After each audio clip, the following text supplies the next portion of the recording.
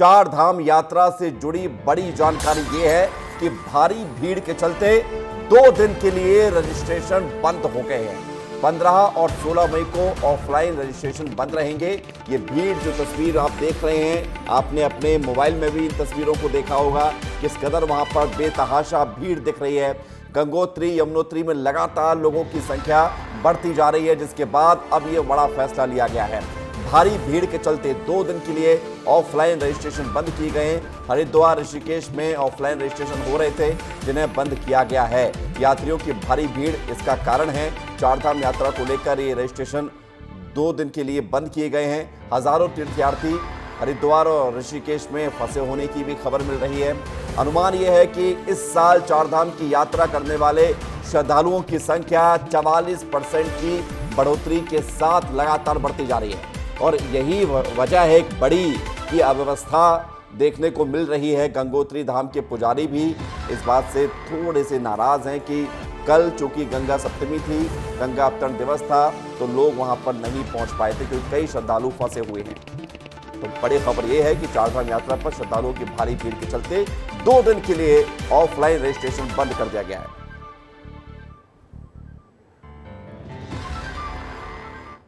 उधर खबर है राजस्थान से, जहां पर हिंदुस्तान कॉपर लिमिटेड की कोलिहान खदान में मंगलवार शाम एक दर्दनाक हादसा हुआ। 14 अधिकारी इसमें फंस गए।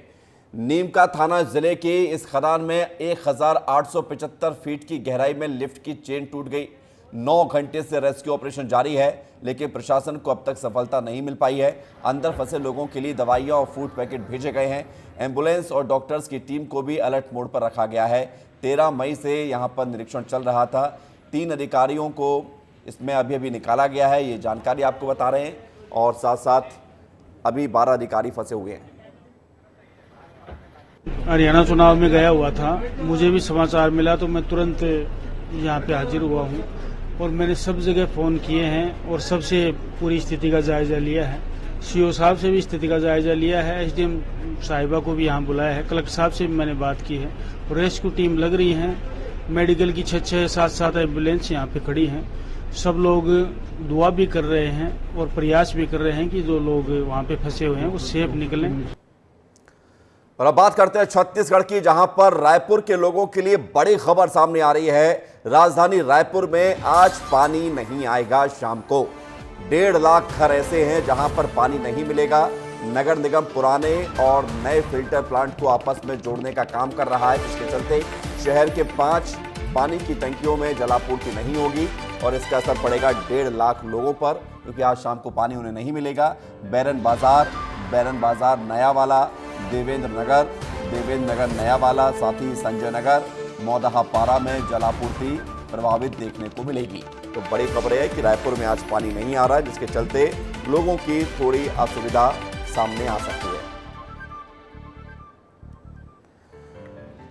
तो एक तो पानी नहीं आ रहा है, ऊपर से राजधानी रायपुर का हाल यह है कि जल संकट लगातार गहराता जा रहा है। राजधानी रायपुर से लगे आसपास के तमाम जो वार्ड हैं, वो लगातार गर्मी आते ही पानी के लिए तरसने लगते हैं। लाख टैंकर फ्री रायपुर करने का दावा करें नगर निगम, लेकिन आज भी लोग पानी की समस्या से परेशान हैं। लेकिन हद तो तब हो गई है जब इन समस्याओं को लेकर ऐसा तर्क दिया गया है जिसे सुनकर शायद आप हैरान रह जाएं। इस रिपोर्ट को आप देखिए।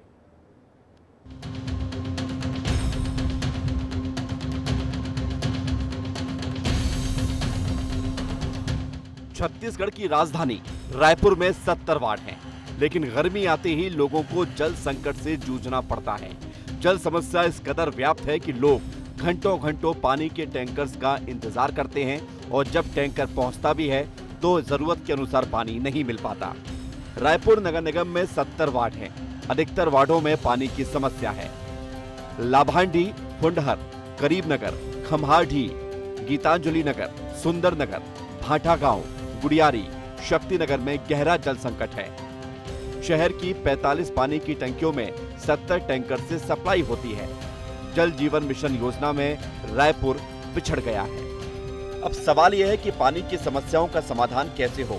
रायपुर के महापौर एजाज ढेबर का दावा है कि नगर निगम में प्रधानमंत्री भी बैठ जाएं, फिर भी समस्या दूर नहीं होगी। यहाँ की समस्या कोई खत्म नहीं कर सकता। वार्डों में जो समस्या है वो मतलब मेरे ख्याल से अगर हम लोग यहाँ पर पीएम साहब को भी बैठा देंगे ना तो भी ये परेशानी रहेगी, क्योंकि देखिए ये अनवरत है। आपको एक बात को मानना पड़ेगा कि पानी, साफ सफाई, लाइट, ये समस्या अनवरत रहेगी, इसको कोई खत्म नहीं कर सकता। तो सुना आपने, क्या यह तर्क आप पचा सकते हैं? उधर लगातार बढ़ रही समस्याओं पर नेता प्रतिपक्ष मीनल चौबे ने 1 सप्ताह में समस्याओं को खत्म करने का अल्टीमेटम दे दिया है। हमने 1 हफ्ते का अल्टीमेटम दिया है कि 1 हफ्ते के अंदर जो समस्या का समाधान हो सकता है आप उसको तुरंत करिए। उसके बाद तुरंत 1 हफ्ते के बाद फिर से समीक्षा बैठक होगी। अब अधिकारियों ने आश्वस्त किया है कि हम 1 हफ्ते में जो त्वरित समस्या है जिसका निदान हो सकता है वो कर देंगे। अलग अलग वार्डों से जल समस्या को लेकर जब लोग नगर निगम पहुंच रहे हैं तो उनको खाली हाथ लौटना पड़ता है। विस्तार न्यूज ने जब आम लोगों से बात की तो उनका कहना है कि काफी दिनों से जल समस्या से जूझ रहे हैं, लेकिन समस्या सुनने वाला कोई नहीं। राजधानी रायपुर में पानी की कितनी समस्या है, ये समस्या मैं आपको दिखाऊंगा। उसके पहले बहुत सारे लोग यहाँ पहुँचे हैं पानी की समस्या को लेकर। पानी की कितनी समस्या है, कहाँ से पहुँचे आप? पानी की समस्या तो बहुत ज़्यादा है। हम लोग सब दलदल सुनी के निवासी हैं। दलदल सुनी में पानी की समस्या है। जैसे देखें तो शिवाजी नगर में डबरी पारा में पानी नहीं पहुंच रहा है। वहाँ बोलते हैं कि टैंकर भेजो करके, टैंकर भेज देते हैं, 1-8 टैंकर आता है, पानी देके चला जाता है, लेकिन समस्या का जस्त का तस्त बना रहता है। पानी टंकी है केवल 2, बहुत सारी कॉलोनियाँ बन रही, बड़ी बड़ी सोसाइटियाँ बन रही, सबको पानी देना है तो 2 टंकी सफिशिएंट नहीं है और पानी का मारामारी मचा हुआ है वहाँ पर। अब सवाल ये है कि इतने सारे लोगों को पानी की समस्या हो रही है, ऊपर से समस्या के अंतहीन होने का दावा किया जा रहा है। ऐसा लग रहा है जैसे लोगों के जले पर नमक छिड़कने जैसा हो। अब देखना यह होगा कि अल्टीमेटम देने के बाद रायपुर में समस्याएं कैसे दूर होती हैं। ब्यूरो रिपोर्ट, विस्तार न्यूज। तो समस्या है और समस्या रहेगी, अनवरत रहेगी, ये भी दावा किया जा रहा है। यानी कि अगर आपको उम्मीद भी हो कि समस्या आज है कल नहीं होगी, 1 हफ्ते बाद सुधर जाएगी स्थिति, लेकिन ऐसा भी नहीं है, क्योंकि जिनकी जिम्मेदारी है वो ताल ठोक के कह रहे हैं कि समस्या तो कोई दूर कर ही नहीं सकता, भले ही आप प्रधानमंत्री को बुला लें। रोहित मिश्रा हमारे साथ जुड़ गए हैं, विस्तार न्यूज के संवाददाता, सीधे ग्राउंड जीरो से, क्योंकि रोहित मिश्रा ने हमें ये तस्वीर भी दिखाई थी। रोहित, जरा बताइए कि ये जो हम देख पा रहे हैं, जल संकट की अलग अलग तस्वीरें सामने आ रही हैं, ऊपर से ये दावा किया जा रहा है एजाज ढेबर के द्वारा कि अगर खुद प्रधानमंत्री आ जाएं तो वो भी समस्या दूर नहीं कर पाएंगे, ऐसी स्थिति है। तो क्या ये रायपुर वाले अपनी किस्मत में लिखवा लें, हाथ की लकीरों पर लिखवा लें कि यहाँ पर पानी की समस्याएं बनी रहेंगी, पानी मिलेगा नहीं?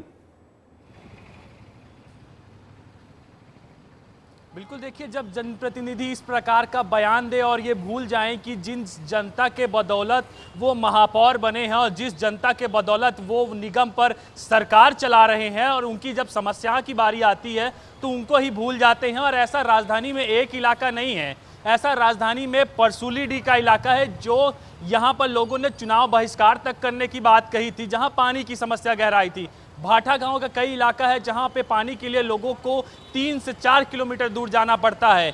गुड़ियारी में जल स्तर इतना नीचे चला गया है कि पानी के लिए 600 फीट 700 फीट तक का बोर का जो है वो काम नहीं करता है। गर्मी के दिनों पर उस पर पानी नहीं आता, टैंकरों के माध्यम से आपूर्ति की जाती है। इसके अलावा अगर आप भनपुरी के इलाके में जाएंगे तो वहाँ पे भी पानी की समस्या बनी रहती है। हमेशा पानी पे को लेकर लोग वहाँ परेशान रहते हैं और टैंकरों के माध्यम से भनपुरी के ज़्यादातर इलाकों पे पानी की सप्लाई की जाती है। और ऐसे समय पर पानी का ना होना और जनप्रतिनिधि और जो सर्वोच्च है नगर निगम का महापौर है, वो ये कहे कि प्रधानमंत्री को आप बैठा दीजिए तो भी ये समस्या दूर नहीं होगी, तो फिर ये कार्य प्रणाली पर भी सवाल खड़ा करता है। ये भी बताइए कि अभी चूंकि गर्मी आधी ही निकली है, अभी तो गर्मी का बहुत लंबा वक्त बाकी है, क्या हालात हैं, कैसे सप्लाई हो रही है? और आज तो खबर ये भी आई है कि शाम को पानी नहीं आएगा, 1.5 लाख लोगों के लिए परेशानी है थोड़ी सी। बिल्कुल, देखिए, ये काम जो है वो पहले किया जाना था।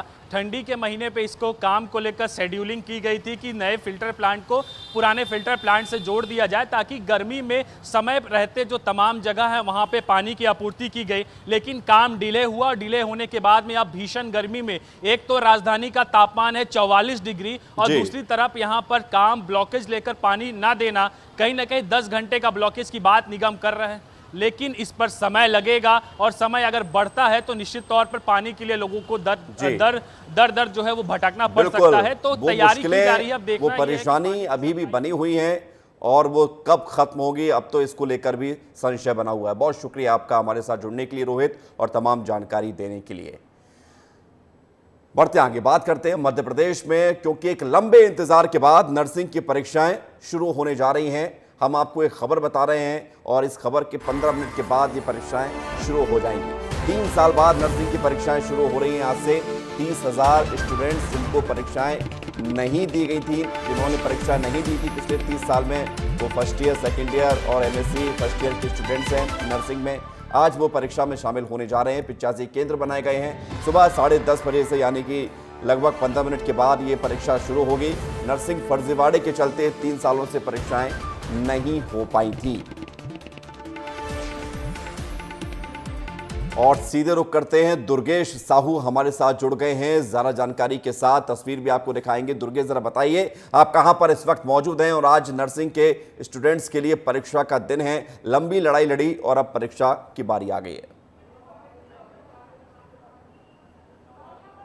बिल्कुल, देखिए, लंबा संघर्ष, लंबी लड़ाई, लंबी न्यायालयीन प्रक्रिया और अंततः परीक्षा का दिन वो आ गया है। तमाम नर्सिंग कॉलेज के जो आज एग्जाम शुरू हो रहे हैं, और इस समय मैं परीक्षा केंद्र में मौजूद हूं, जो नेताजी सुभाष चंद्र बोस मेडिकल कॉलेज में जो परीक्षा केंद्र बनाया गया है वहां पर मैं मौजूद हूं। और ये तमाम जो बच्चे हैं, ये पिछले 3 सालों से इंतजार कर रहे थे कि उन्हें परीक्षा देने का मौका मिले। मैं आपसे बात करना चाहूंगा, आप आज फाइनली एग्जाम देने आए हैं। आप देखिए, और भी बच्चे यहाँ पर मैं बातचीत करने की कोशिश करूंगा, क्योंकि सभी लोग पिछले 3 सालों से परेशान थे। आप लोग पिछले 3 सालों से परेशान थे एग्जाम देने के लिए, अब परीक्षा देने आज अच्छा लग रहा है? हाँ, अच्छा लग रहा है, बिल्कुल। बस थोड़ा सा डर लग रहा है कि कैसा पेपर आएगा, और 3 साल बाद सारा सिलेबस पढ़ के यदि दे रहे हैं तो उस चीज़ का बस डर है कि अच्छा पेपर आए और सारे बच्चे अच्छे से पास हो जाएं। अच्छा, बीच में उम्मीद टूट गई थी क्या आप लोगों की कि अब एग्जाम नहीं हो पाएंगे? हाँ, बट अब उम्मीद आ गई है तो बहुत अच्छा लग रहा है, और हम लोग एग्जाम देने के लिए बहुत एक्साइटेड हैं, और आई होप सबका एग्जाम अच्छा जाए। बिल्कुल, देखिए, सभी लोगों की यही विषय कि आज एग्जाम अच्छा जाए, क्योंकि सभी बच्चों की एक तरह से उम्मीद टूट गई थी। यहाँ पर आप देख सकते हैं कि सभी बच्चे अपना अपना रोल नंबर देख रहे हैं, क्योंकि 3 सालों बाद ये मौका मिला है कि जब उन्हें एग्जाम देने का मिले। आप लोग आए हैं एग्जाम देने, आज उम्मीद थी कि यस सर, हो जाएंगे सर, पास भी हो जाएंगे। पास भी हो जाएंगे, बिल्कुल। 3 सालों बाद ये मौका मिला है। देखिए, सभी बच्चों के चेहरों पर खुशी है। और देखिए, 10 मिनट लगभग हो चुके हैं, और अंदर की मैं बात करूं तो यहाँ पर भी पूरा जो स्टाफ है, चूंकि पूरा मध्य प्रदेश आयुर्विज्ञान विश्वविद्यालय जो है इस परीक्षा की तैयारी के लिए लगा हुआ था। फरवरी 2024 में फाइनली हाईकोर्ट ने ये कहा कि अब आप परीक्षा आयोजित करा सकते हैं, और यही वजह है कि अब आज से यहाँ पर परीक्षाएं आयोजित की जा रही हैं। मैं आपको मध्य प्रदेश की गणना बता दूं तो आज से BSc 2020 और 21 की परीक्षाएं हो रही हैं, और ये परीक्षाएं इतनी इंपॉर्टेंट है क्योंकि इन सभी बच्चों ने ये सपना देखा था कि वो नर्सिंग के क्षेत्र में अपना भविष्य बनाएंगे। लेकिन जिस तरह से फर्जीवाड़ा उजागर हुआ, जिस तरीके से निजी कॉलेजों ने अपनी मनमानी की, और उसके बाद अंततः हाईकोर्ट ने स्टे लगा दिया। अब ये दुर्गेश, लेकिन एक सवाल ये है कि 10:30 बजे पेपर शुरू होने जा रहा है, 10:15 बज चुके, अभी तक स्टूडेंट बाहर ही हैं। कब से पेपर शुरू होगा? क्या कुछ टाइमिंग में बदलाव है क्या? ये एडमिट कार्ड मिल चुका है, और यही एडमिट कार्ड का सभी बच्चों को बड़ा बेसब्री से इंतजार था। कितना बीच में उम्मीद टूट गई थी आप लोगों की? थोड़ा सस्ता भाई, क्या नाम है आपका? साक्षी। BSc 2020-21 की हैं आप लोग। एग्जाम नहीं हो रहे तो दुख था कहीं ना कहीं? ऑब्वियसली लगेगा, क्योंकि 3 साल से हम लोग पढ़ते जा रहे थे, एग्ज़ाम नहीं हो रहा था। एग्जाम नहीं हो रहा था, अब एग्जाम हो रहा है, अच्छी बात है। हाँ, बहुत अच्छी बात है, क्योंकि हम लोग बहुत देर से इंतजार कर रहे थे कि एग्जाम कब हो गया। फाइनली एग्जाम हो रहे हैं तो हम एग्जाम देने बिल्कुल। देखिए, अब चलिए आप लोग भी जल्दी अंदर जाइए, क्योंकि जिस तरीके से एग्जाम का समय अब शुरू हो गया है, और ये बहुत अच्छी बात है, क्योंकि मध्य प्रदेश की हम बात करें तो लगभग 90,000 से ज़्यादा नर्सिंग के छात्र थे जो पिछले 3-3.5 सालों से अपने एग्जाम का इंतजार कर रहे थे। और हमने देखा है संघर्ष, हमने लगातार कवरेज भी की है कि किस तरीके से बड़ी बिल्कुल दुर्गेश, हमने देखा बातचीत में वो खुशी भी जाहिर हो रही थी, वो भी उस घड़ी में जब परीक्षा के समय थोड़ा सा स्टूडेंट नर्वस भी रहता है। बहुत शुक्रिया आपका हमारे साथ जुड़ने के लिए और तमाम जानकारी के लिए दुर्गेश। तो दुर्गेश हमें ये जानकारी दे रहे थे कि कैसे नर्सिंग के स्टूडेंट्स की आज से परीक्षाएं शुरू हो रही हैं मध्य प्रदेश में। बढ़ते आगे, खबर इंदौर से है, जहां पर निगम के फर्जी बिल घोटाले मामले में 4 ऑडिट अफसरों पर निलंबन की गाज गिर गई है। करोड़ों के फर्जी बिल के मामले में वित्त विभाग ने ऑडिट शाखा के 4 वरिष्ठ अफसरों को निलंबित कर दिया है। लोकल फंड ऑडिट की ओर से इंदौर नगर निगम में पदस्थ संयुक्त संचालक Anil Kumar Garg, deputy director Samar Singh, assistant auditor Rameshwar Parmar के अलावा सीनियर ऑडिटर JS ओहिराज के खिलाफ ये निलंबन की कार्रवाई की गई है। मध्य प्रदेश शासन के वित्त विभाग के अपर सचिव ने ऑडिट विभाग के 4 अफसरों के निलंबन के आदेश जारी कर दिए हैं। तो निगम के फर्जी बिल मामले में ये बड़ा एक्शन लिया गया है। 4 ऑडिट अफसरों को निलंबित किया गया है। लगातार शिकायतें मिली, उसके बाद जांच हुई और जांच के साथ साथ ये बड़ी कार्रवाई हुई। फर्जी बिल लगाए गए थे और उसके एवज में अब जब जांच हुई है तो खुलासा हुआ था और इसके बाद अब 4 ऑडिट अफसरों को जो है सस्पेंड किया गया है। तो बड़ी खबर आपको इंदौर से बता रहे हैं और सबसे बड़ी बात यह है कि अब इनको सस्पेंशन के साथ ही इन पर कार्रवाई भी आगे की जाएगी। तो निगम के फर्जी बिल मामले में ये एक्शन हुआ है। इंदौर से खबर आपको बता रहे हैं जिस तरह से पूरा मामला सामने आया और अब फर्जी बिल घोटाले में लिप्त 4 ऑडिट अधिकारियों को निलंबित किया गया है। और सीधे रुख करते हैं, इंदौर चलते हैं। पुनीत विजयवर्गीय विस्तार न्यूज के संवाददाता ज़्यादा से ज़्यादा जानकारी आप तक देंगे। पुनीत, जरा बताइए विस्तार से पूरा मामला क्या था, कैसे कार्रवाई की गई? जी देखिए, इंदौर में पिछले दिनों फर्जी तरीके से फाइल चलाकर, बिना काम किए ही सिर्फ फाइल चलाकर पेमेंट लेने के मामले का खुलासा हुआ था, जिसमें 28 करोड़ रुपए के घोटाले का जानकारी सामने आई थी। जब इस पूरे मामले की जांच की गई तो यह मामला अभी तक लगभग 100 करोड़ से अधिक का हो चुका है। इस पूरे मामले में FIR भी हुई है, जिसमें 8 से 10 लोगों की गिरफ्तारी हो चुकी है। वही जो ऑडिट डिपार्टमेंट के लेखा विभाग के जो अधिकारी थे, अब उन पर यह गाज गिरी है और उन्हें निलंबित किया गया है। देखिए, सीधे भोपाल से आदेश जारी कर इन 4 अधिकारियों को निलंबित किया है, जिसमें एक जॉइंट डायरेक्टर है, एक डिप्टी डायरेक्टर है, 2 बाबू है। तो ये वो लोग थे जो जिन पर जिम्मेदारी थी आने वाली हर फाइल का तस्दीक करने की, उसे पूरे पुख्ता जानकारी हासिल करने की, लेकिन उसके बिना ही ये लोग पेमेंट पास कर रहे थे फाइलों को आगे बढ़ाकर। तो इन्हें भी दोषी माना गया है और ये घोटाला देखिए लगातार बढ़ता ही जा रहा है। इसमें कल महापौर पुष्यमित्र भार्गव ने भी अपनी रुचि दिखाते हुए, ठीक है पुनीत, यानी कि लगातार ये पूरे मामले में जांच की गई है और 4 बड़े अधिकारियों को अब सस्पेंड किया गया। शुक्रिया आपका पुनीत हमारे साथ जुड़ने के लिए और तमाम जानकारी देने के लिए। खबर मिल रही है जबलपुर से, जहां पर वेयर हाउस में रखा हजारों क्विंटल गेहूं सड़ गया है। चरगवा में राघव वेयर हाउस है, जहां पर 200 से ज्यादा किसानों से सरकारी खरीद पर यानी कि समर्थन मूल्य पर गेहूं खरीदा गया था। अब खबर यह है कि वेयर हाउस में रखा हुआ ये गेहूं सड़ गया है। राघव वेयर हाउस में रखा था ये गेहूं, जो कि खराब हो गया है। बरगी विधायक नीरज सिंह ने औचक निरीक्षण किया, जिसके बाद ये खुलासा हुआ है। 212 किसानों से 25,000 क्विंटल गेहूं की खरीदी हुई थी। 6 करोड़ के गेहूं खरीदे गए थे, 4 करोड़ का भुगतान भी हो चुका है। तो अधिकारियों की बड़ी लापरवाही सामने आई है जबलपुर में और इस पूरे मामले में कलेक्टर ने कार्रवाई करते हुए 3 अधिकारियों को सस्पेंड भी कर दिया है। तो बड़ी खबर आपको बता रहे हैं जबलपुर से, जहां पे 212 किसानों से 25,000 क्विंटल गेहूं की खरीदी होती है और 4 करोड़ का गेहूं इस तरह से खराब हो जाता है। दुर्गेश हमारे साथ जुड़ गए हैं, विस्तार न्यूज के संवाददाता सीधे जबलपुर से, उनसे ज़्यादा जानकारी लेते हैं। दुर्गेश, बताइए कि आखिर गेहूं के खराब होने का कारण क्या है, किसकी बड़ी लापरवाही सामने आई है?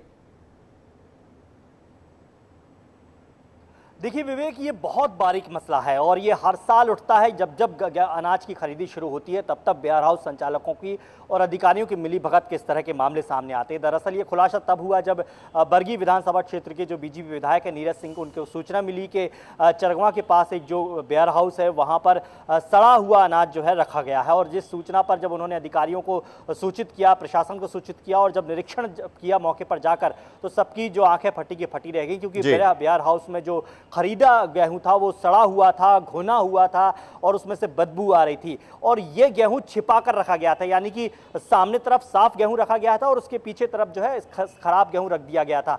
साफ आशंका थी यहां पर कि मिली भगत करके इस गेहूं को, या तो पुराना गेहूं था जिसे छिपा कर रखा गया था और नए गेहूं के साथ मिलाकर उसकी तुलाई की गई, फर्जी किसानों के नाम पर उसका रजिस्ट्रेशन किया गया और उसके बाद फिर उसे सरकारी जो समर्थन मूल्य है उस पर बेच दिया गया। बड़ी एक मिलीभगत प्राथमिक तौर पर सामने निकल कर आई है। यही वजह है कि प्रशासन ने 3 अधिकारियों को तो तत्काल सस्पेंड कर दिया है और इस पूरे मामले पर अब जांच पड़ताल शुरू हो गई है। जिस वेयर हाउस में ये गेहूं पाया गया था, वहां पर जो सहकारी समिति थी उससे तकरीबन 212 किसानों से 25,800। जरा ये बताइए कि ये खराब गेहूं ही खरीदे गए थे या गेहूं खरीदे थे वहां पर वो खराब हो गए? क्योंकि अमूमन हम देखते हैं कि इस तरह की खबरों में गेहूं भीगने से खराब होता है, तो यहां वेयर हाउस में रखे रखे गेहूं कैसे खराब हो गया? देखिए बड़ा सवाल यही है। दरअसल होता यह है कि वेयर हाउस संचालक जो है अपने पास ही पहले से स्टॉक रखते हैं और ये स्टॉक होता है पुराने सालों का, यानी कि पिछले साल का कुछ स्टॉक होता है जो ये बचा लेते हैं, या कुछ मार्केट से कुछ खराब क्वालिटी का गेहूं सब बेहद सस्ते दामों पर खरीद लेते हैं और फिर उसके बाद किसानों के नाम पर उसका पंजीकृत कर देते हैं और फिर उसे नए गेहूं के साथ मिलाकर रख देते हैं। तो ये जो बहुत सस्ते दामों पर गेहूं खरीद लिया जाता है उसको फिर समर्थन मूल्य पर, यानी कि तकरीबन 2400 रुपए क्विंटल जो है एमएसपी है उसके आधार पर इसे बेच दिया जाता है। तो करोड़ों रुपए का ये खेल होता है और इस खेल में केवल वेयर हाउस संचालक नहीं शामिल होते बल्कि अधिकारियों की मिलीभगत भी होती है, क्योंकि इसी मामले में विवेक कुछ दिनों पहले कुछ अधिकारियों ने जाकर वहां पर निरीक्षण भी किया था और उस निरीक्षण में उस वेयर हाउस को क्लीन चिट दे दी थी। तो साफ आशंका यहां पर है कि मिलीभगत है और मिलीभगत है, इसलिए इतना बड़ा खेल खेला जाता है ये हमेशा। और इसके बाद प्रशासन ने 3 अधिकारियों पर सस्पेंशन की गाज गिराई है, जांच अभी बाकी है। बिल्कुल जांच होनी चाहिए और कड़ी जांच होनी चाहिए। इस तरह से ये घोटाला, ये घपला, ये नुकसानदायक है सरकार के राजस्व के लिए भी, लोगों के जेब का पैसा जो जा रहा है उसके लिए भी। बहुत शुक्रिया आपका हमारे साथ जुड़ने के लिए और तमाम जानकारी के लिए दुर्गेश, जो हमें जानकारी दे रहे थे जबलपुर में किस तरह से गेहूं खरीदी और उसमें फिर उसमें घोटाला कि किस तरह से उसको खराब किया गया है। भोपाल से खबर अब आपको ये बताते हैं कि आज डॉक्टर मोहन यादव मध्य प्रदेश के मुख्यमंत्री चुनाव प्रचार लगातार कर रहे हैं। मध्य प्रदेश का चुनाव खत्म हुआ है तो अब उनकी जिम्मेदारी है दिल्ली, हरियाणा और उत्तर प्रदेश की। तो सीएम डॉक्टर मोहन यादव का चुनावी प्रचार लगातार जारी है, भले ही एमपी में चुनाव खत्म हो गए हों। पश्चिमी और उत्तर पश्चिमी दिल्ली में वो रोड शो भी करेंगे, नई दिल्ली, रोहतक, रेवाड़ी और झांसी में भी चुनाव प्रचार करेंगे। तो हरियाणा, दिल्ली और उत्तर प्रदेश में लगातार मध्य प्रदेश के मुख्यमंत्री डॉक्टर मोहन यादव प्रचार कर रहे हैं और लगातार यूपी में जाके चुनाव प्रचार उनका जारी है। तो सीएम डॉक्टर मोहन यादव की जो डिमांड है वो तमाम राज्यों से आ रही है कि वो वहां पर जाकर प्रचार करें और अब देखने को मिल रहा है कि किस तरह से खास तौर से उत्तर प्रदेश में लगातार मुख्यमंत्री डॉक्टर मोहन यादव प्रचार भी कर रहे हैं। अब आपको जानकारी ये भी देते हैं कि यूपी में खास तौर से कैसे यूपी को भा रहे हैं डॉक्टर मोहन। आजमगढ़ में वो 13 फरवरी को गए थे, उसके बाद 3 मार्च को लखनऊ में उत्तर प्रदेश में उनकी सभा हुई। तो ये आपको जानकारी दे रहे हैं कि यूपी कब कब गए मध्य प्रदेश के मुख्यमंत्री। 15 अप्रैल को मैनपुरी में जाके उन्होंने चुनावी सभा की, 29 अप्रैल को अमेठी में जाके उन्होंने चुनावी सभा की। उत्तर प्रदेश में लगातार सीएम मोहन जा रहे हैं और साथ ही साथ 3 मई को बदायूं और संभल में भी डॉक्टर मोहन यादव की सभा हुई। 14 मई को हमीरपुर यानी कि कल ही उत्तर प्रदेश में जाके उन्होंने चुनावी सभा को संबोधित किया। आज झांसी में चुनावी सभा को संबोधित करेंगे। तो खास तौर से उत्तर प्रदेश में मध्य प्रदेश के मुख्यमंत्री का लगातार चुनावी दौरा जारी है। और अब आपको एक तस्वीर दिखाते हैं। सियासी नूरा कुश्ती में कुछ तस्वीरें ऐसी भी सामने आती है जिनको देखकर आप कहेंगे कि ये तस्वीर अच्छी है।